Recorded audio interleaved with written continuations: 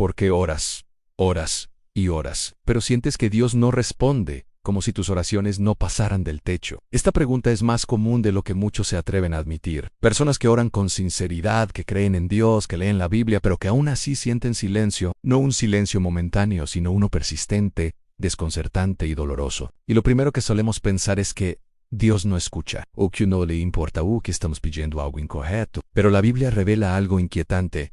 Muchas veces no es que Dios no quiera responder, es que algo está bloqueando la oración. Este tema no es cómodo, porque nos obliga a mirarnos a nosotros mismos. Nos gusta pensar que el problema siempre está afuera, en las circunstancias, en el tiempo de Dios, en la prueba. Pero las Escrituras muestran que hay actitudes internas que pueden cerrar el canal de comunicación espiritual. La oración no es solo hablar, es relación. Y como toda relación, puede verse afectada cuando algo se interpone. Jesús fue muy claro al enseñar que no toda oración es escuchada de la misma manera, no porque Dios sea injusto, sino porque Él mira el corazón, la intención y la coherencia entre lo que decimos y cómo vivimos. Uno de los errores más comunes es creer que la oración funciona como un botón automático. Oramos, pedimos, esperamos, pero no examinamos nuestra vida. Queremos respuestas sin revisión, bendición sin corrección, intervención sin transformación. La Biblia muestra que la oración poderosa no nace solo de palabras correctas, sino de un corazón alineado. Y cuando ese alineamiento se rompe,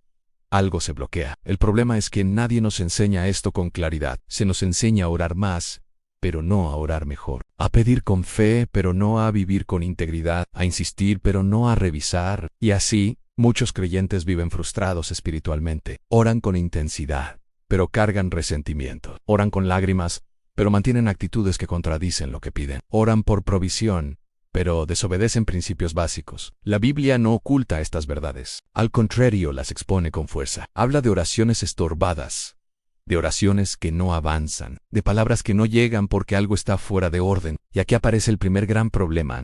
Pensamos que Dios escucha solo lo que decimos, pero Él también escucha cómo vivimos. No es que Dios sea sordo, es que es santo. Y la santidad no es perfección, es coherencia. No es no fallar nunca, es no vivir justificando lo que sabemos que está mal. Muchos oran pidiendo paz, pero viven alimentando el conflicto.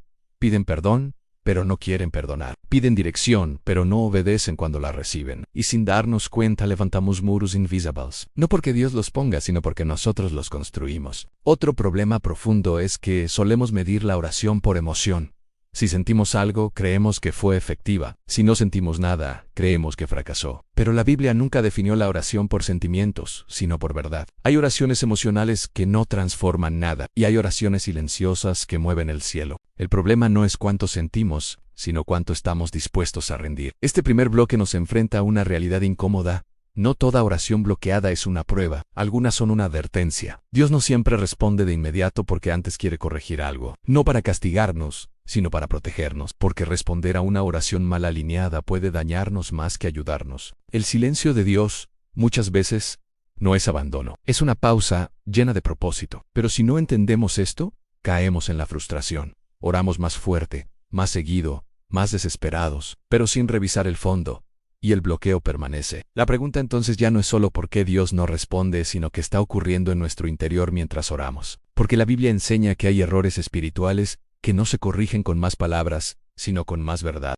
Si aceptamos que existen bloqueos espirituales, entonces debemos identificar de dónde vienen. La Biblia no deja este tema en la ambigüedad. Señala con claridad errores específicos que afectan la efectividad de la oración, aunque muchas veces preferimos ignorarlos porque nos confrontan. El primer gran error bíblico que bloquea la oración es orar sin un corazón alineado, esperando que las palabras compensen una vida desordenada. Este problema no es visible a simple vista, porque externamente la persona puede parecer espiritual. Ora, ayuna, asiste a la iglesia, pero internamente hay áreas que no han sido rendidas. La Escritura muestra que Dios no responde solo al volumen de la oración, sino a la condición del corazón. Cuando hay hipocresía espiritual, la oración se vuelve una formalidad vacía. No porque Dios no pueda responder, sino porque la relación está afectada. Muchos creyentes oran pidiendo dirección, pero no están dispuestos a obedecerla. Piden claridad, pero rechazan la corrección. Quieren respuesta, pero no transformación. Y eso crea una contradicción espiritual. El segundo error común es mantener actitudes que dañan la comunión,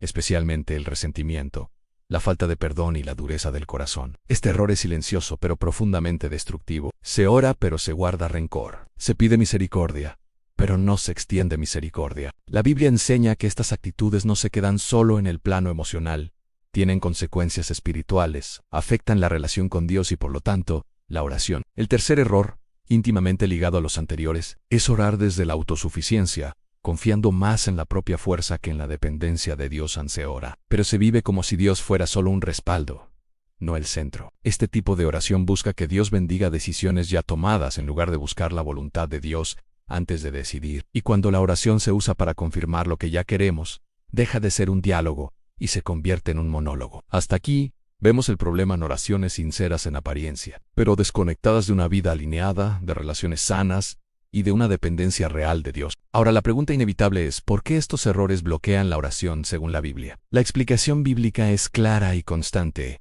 Dios no busca palabras perfectas, busca verdad. La oración es una extensión de la relación con Él, y ninguna relación puede fluir cuando hay incoherencia constante. Las Escrituras enseñan que Dios escucha al justo, no al perfecto. El justo es aquel que reconoce su necesidad, que se arrepiente, que se humilla. Cuando el corazón se endurece, la comunicación se debilita. La Biblia declara que el pecado no confesado, las actitudes no rendidas y la desobediencia consciente levantan una barrera, no porque Dios se aleje, sino porque el corazón se cierra. La oración deja de ser un encuentro y se vuelve una repetición. Respecto al perdón, Jesús fue contundente en la falta de perdón. Afecta directamente la relación con Dios, no como castigo, sino como consecuencia espiritual. Un corazón endurecido no puede experimentar libremente la gracia. Y sobre la autosuficiencia, la Biblia enseña que Dios resiste al soberbio y da gracia al humilde. La oración eficaz nace de la dependencia, no del control. Cuando oramos desde la soberbia, aunque sea inconsciente, bloqueamos la obra de Dios.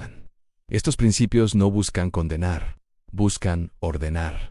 Dios no cierra el oído, llama al corazón, no rechaza al que falla, confronta al que no quiere cambiar. Por eso, entender estos errores no es para generar culpa, sino conciencia. Porque una oración alineada no comienza con palabras, comienza con rendición. Después de identificar los errores que bloquean la oración, la Biblia no nos deja en la culpa, sino que nos guía hacia la restauración. Dios no revela el problema para avergonzar, sino para sanar. Y la clave comienza con algo simple pero profundo: volver a alinear el corazón. El primer paso práctico es la honestidad delante de Dios.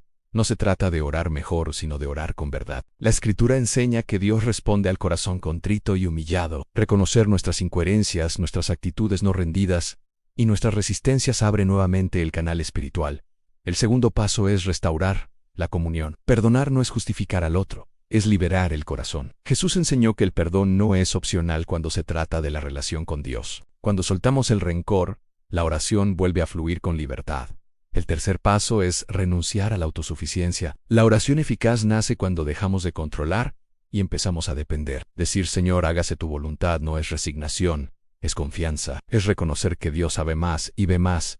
Estas soluciones no son fórmulas rápidas, son decisiones espirituales diarias. La Biblia muestra que cuando el corazón se alinea, la oración deja de ser una carga y se convierte en un encuentro. No porque todo se resuelva de inmediato, sino porque la relación se restaura.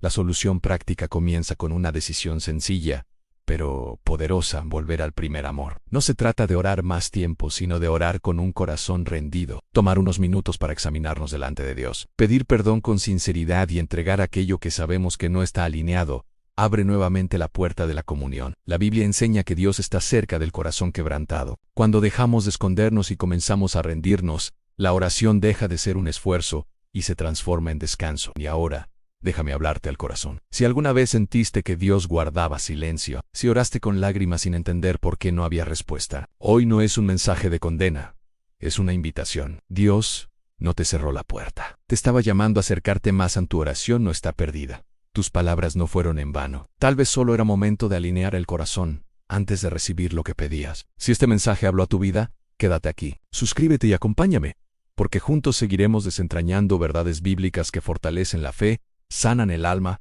y nos acercan más a Dios. Esto recién comienza.